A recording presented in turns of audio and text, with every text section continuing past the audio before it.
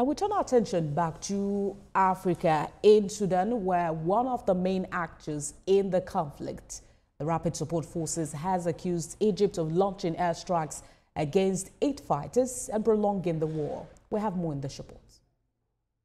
Grievous allegations by the leader of the Rapid Support Forces, RSF, Mohamed Dagalo. The RSF claims Egyptian airstrikes attacked and killed several of its fighters at Jebel, Moya, near Sudan's capital, Khartoum, and that Egypt's increased involvement by airstrikes in support of the Sudan military, supply of drones and combat training escalates the conflict. The RSF has threatened a retaliatory response to Egypt's undue influence on the war. The Egyptian Foreign Ministry has denied the allegations, calling on the international community to investigate it.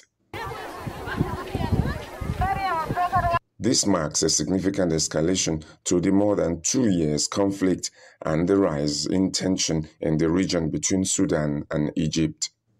Once part of the Omar al-Bashir government, which it toppled, the RSF has been fighting against the Sudan armed forces since 2022.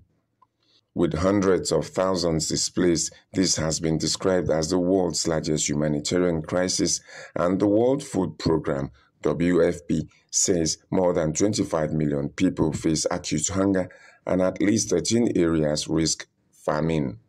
Local analysts, NGOs, the United Nations and its agencies have sounded the alarm over the involvement of foreign countries in prolonging the war.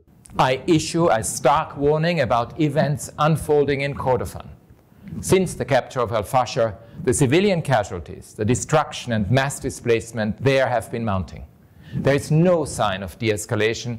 To the contrary, developments on the ground indicate clear preparations for intensified hostilities with everything that implies for its long-suffering people.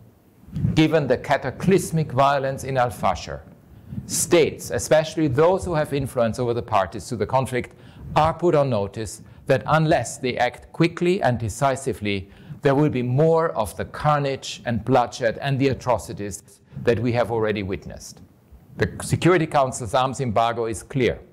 The provision of continuing military support to sustain parties committing serious violations must stop.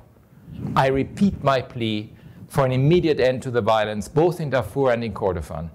Bold and urgent action is required by the international community. Emergency session on Friday, the 14th of November, to address atrocities in Sudan.